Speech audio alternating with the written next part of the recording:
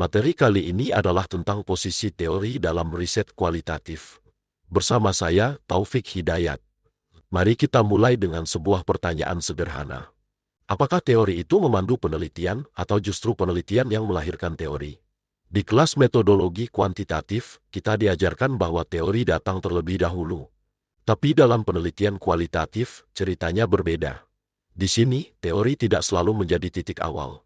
Ia bisa menjadi kompas, teman dialog, bahkan hasil dari perjalanan itu sendiri.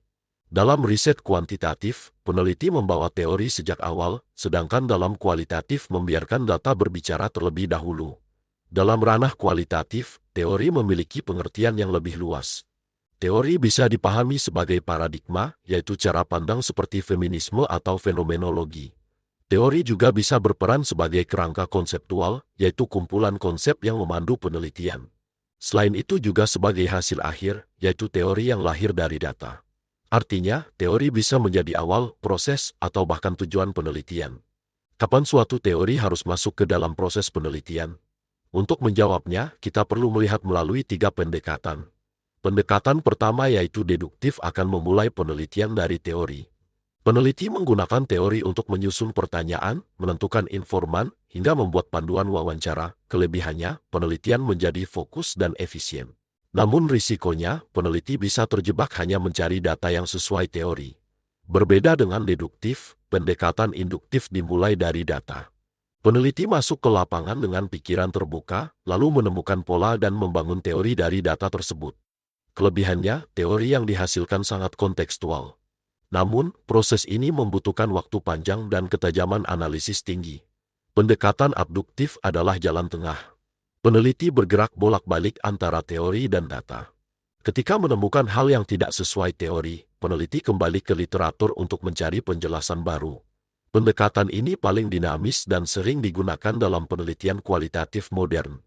Teori memiliki beberapa fungsi selama proses penelitian. Pada tahap awal, teori membantu kita menemukan fokus penelitian.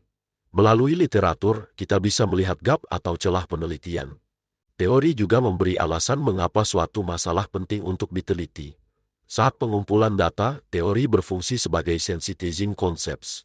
Artinya, teori memberi arah, bukan aturan kaku. Misalnya, konsep kekuasaan membantu kita lebih peka saat mengamati interaksi sosial tanpa harus mendefinisikannya secara sempit. Dalam analisis, teori menjadi alat untuk memberi makna pada data.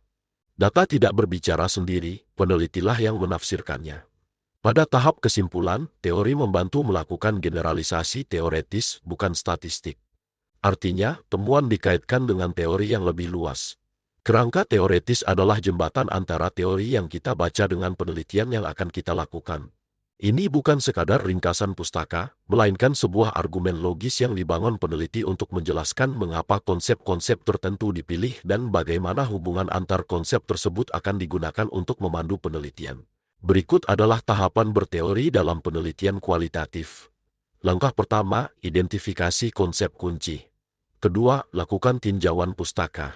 Ketiga, bangun argumen, bukan sekadar menggabungkan teori. Keempat, visualisasikan jika perlu. Terakhir, jelaskan secara naratif.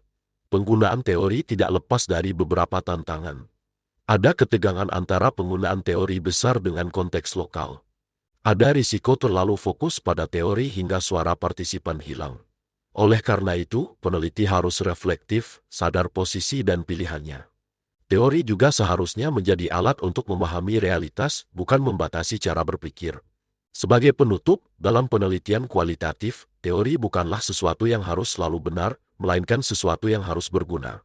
Ia membantu kita melihat yang tidak terlihat, memahami yang tidak terucapkan, dan memberi makna pada kompleksitas realitas. Teori terbaik adalah yang paling relevan dengan konteks. Maka, pertanyaannya bukan apa teorinya, namun bagaimana teori ini membantu saya memahami fenomena.